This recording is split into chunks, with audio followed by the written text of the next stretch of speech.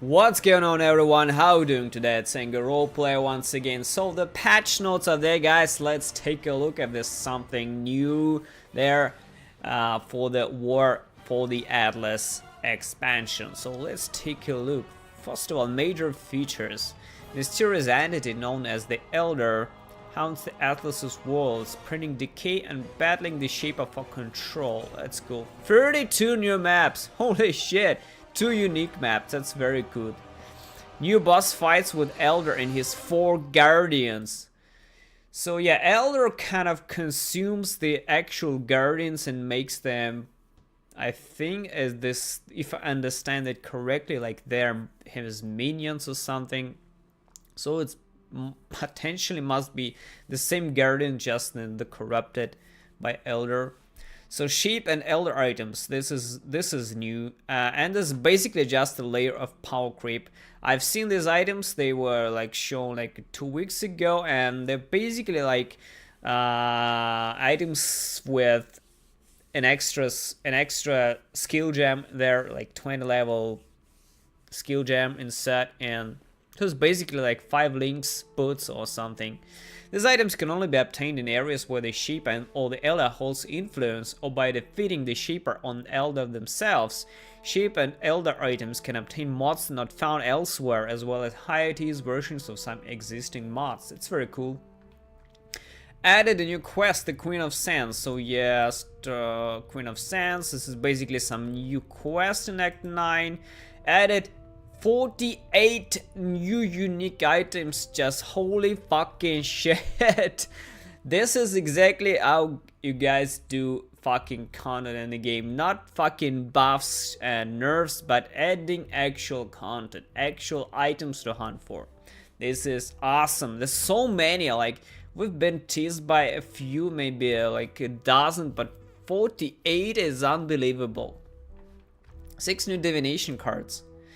New dexterity intelligence, unearth, files of projectiles, okay, creating bone archer corpse. New dexterity skill gem, cremation, I've seen this already. Target explodes, dealing area damage, volcanic geyser, okay. Intelligence dex gem, bloody swap.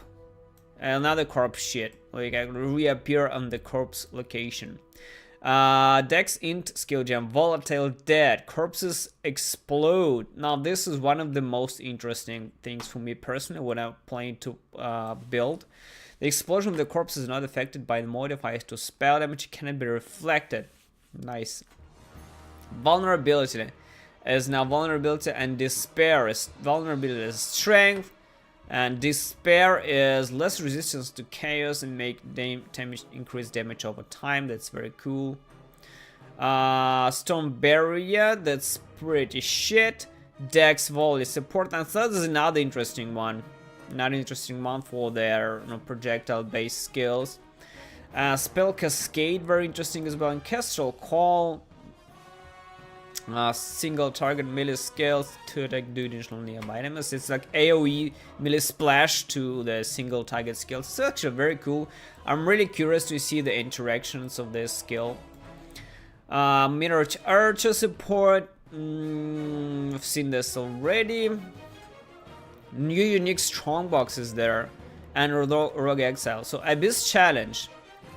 Okay, that's nothing new. Exploring the abyss depths, leech boss there, abyss jewels. There's also abyss jewels. We can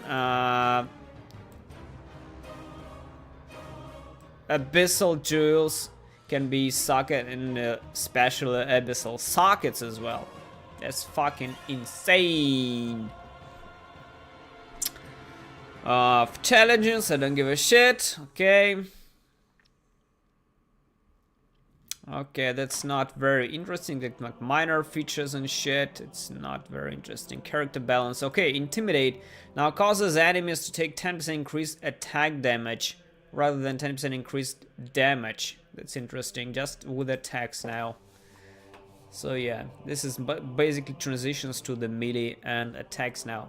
Now the experience penalty I've talked about is earlier yesterday.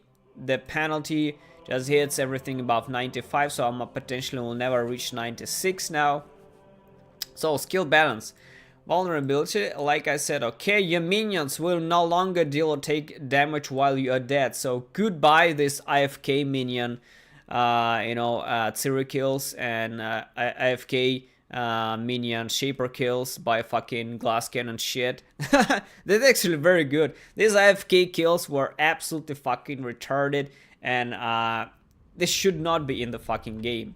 So Dark Pact was nerfed as well. Dark Pact no longer gains bonus radius when using your life. The damage bonus from using your life grows less quickly. Okay, that's fine. So Dark Pact Berserker is nerfed. Now, this is another interesting one. Detonate Date Now.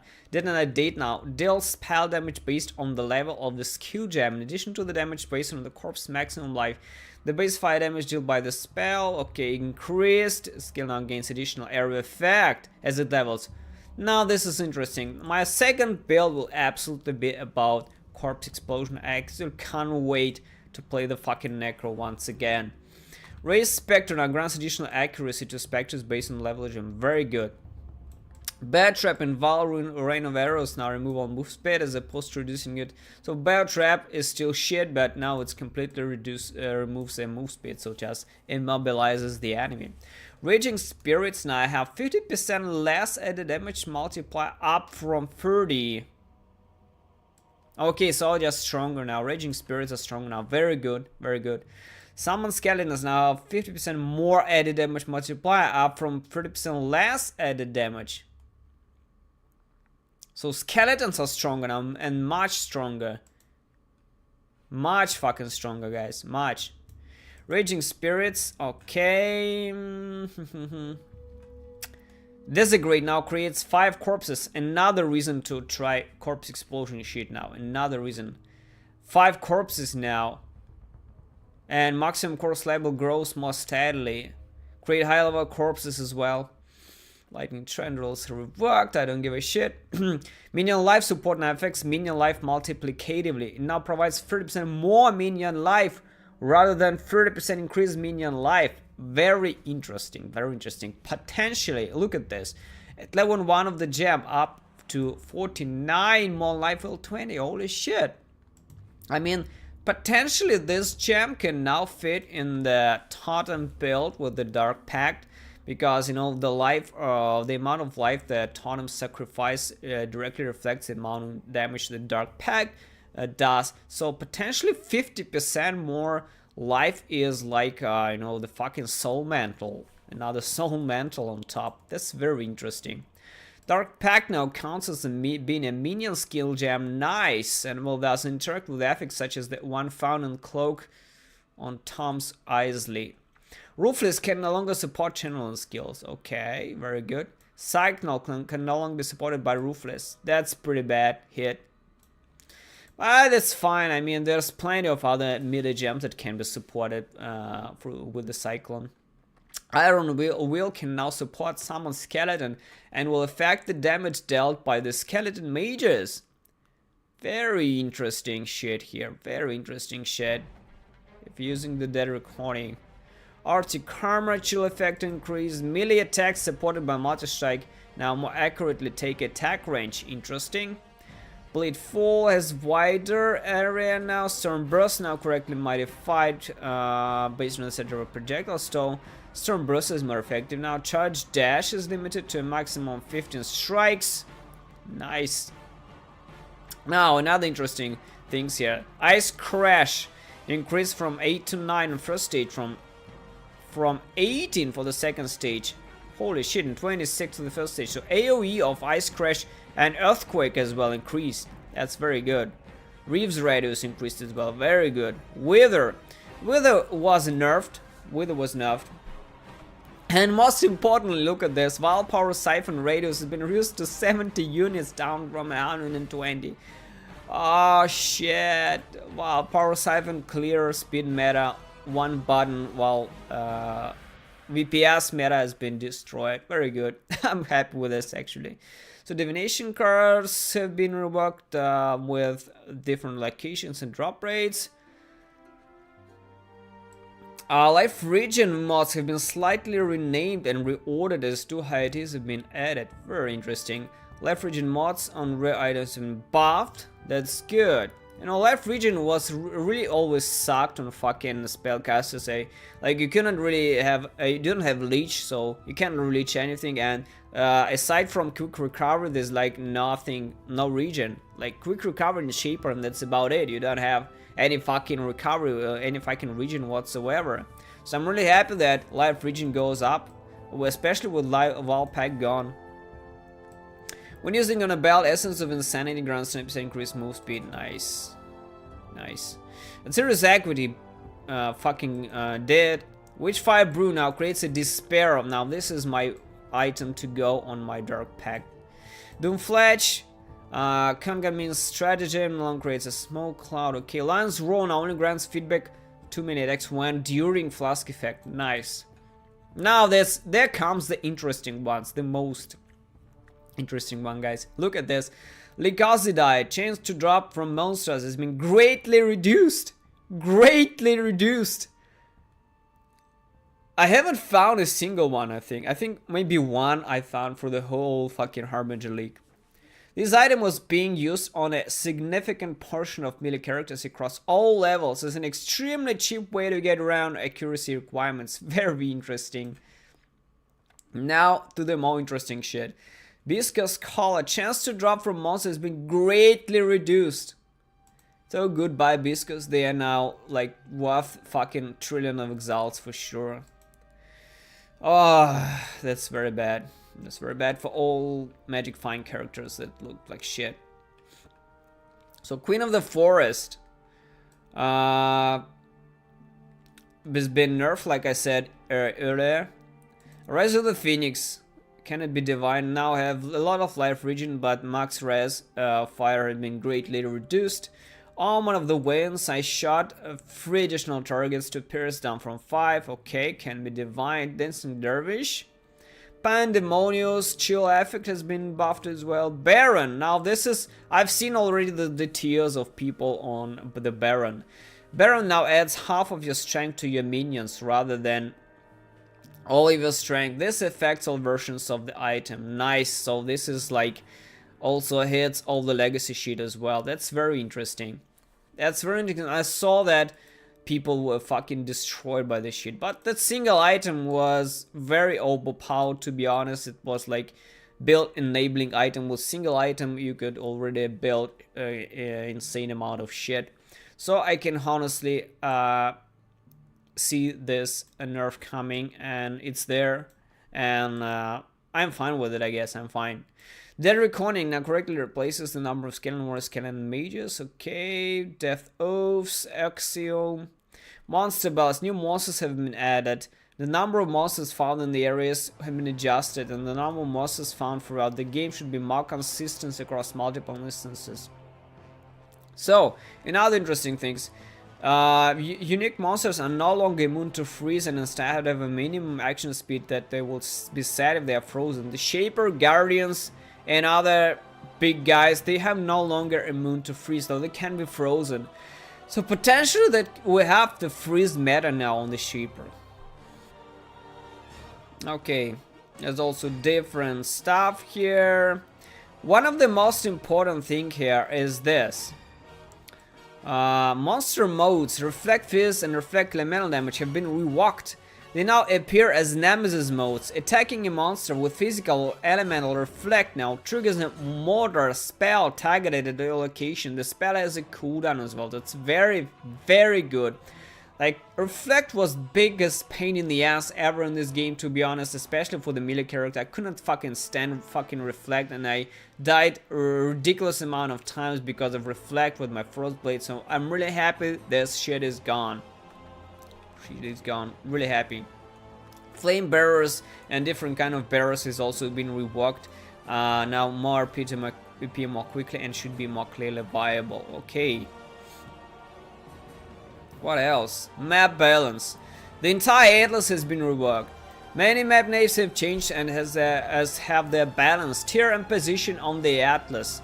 Many maps have also had their boss fights swapped or completely reworked. That's awesome. So they basically reworked greatly the rules to generating monsters, and how it will work now in general. Narrow linear maps will contain fewer total mobs than maps with complex layouts. And they will be monitoring this shit as well. So basically the narrow like corridor maps will have less mobs and the big open areas will have more or what? And this is also very good here, very good. Map mods have also been rebalanced and every mod now provides increased item rarity, increased item quantity, and increased monster pack size for the magnitudes of depending on the difficulty of the mode. And Mayokun has been also changed. The mobs no longer gain power charges every 20 seconds. This was consistently causing performance problems. That's okay. That's very interesting. Okay, so basically the density has been reworked across all maps and I really can't wait to see what actually will happen. The passive tree changes, that's very interesting. Okay, Vault Pact reworked, I've been discussed it yesterday. The passive skills behind Mind Over Matter now grace 10% increased mana, shit, on the non-notables and 30% increase down from 40 and just 40 added mana down from 100, really? This is pretty fucking bad. Now it might not even be worth it going Mind Over Matter because you could just get a couple of life nodes and be fine. Also this, all fucking dead. Leech gold went down. This is another interesting shit here, look. Passive skills which previously granted an increased melee fizz and while holding a shield now grant increased fizz attack damage while holding a shield. So no longer restricted to just melee. You can just scale just fizz damage with the ranged skills as well. That's pretty cool. Slayer Brutal Fervor now longer grants plus 10 of max life per second to maximum leech rate. Okay. Pantheon. Shakari's been added to the Pantheon, nice. So Lab has been reworked as well. The Helm Enchantment, Barrage, fucking nerfed. Silver Chest buffed as well, pretty cool. Zana has their breach on level 8 now, so GG Zana now. Goodbye Zana, obviously. PvP, I don't fucking care. So world changes. The Hedge Maze has been completely gone. And now the Cheetos Plum and the Trial of Insanity have been moved into the Imperial Gardens. It's very good. Strange Barrel now contains many more ordinary not swarming things. It's very cool. It's very cool. I'm really happy with the Hedge Maze shit. Prophecies has also been tampered about. So mostly then there is Bug Fists, and then that's it.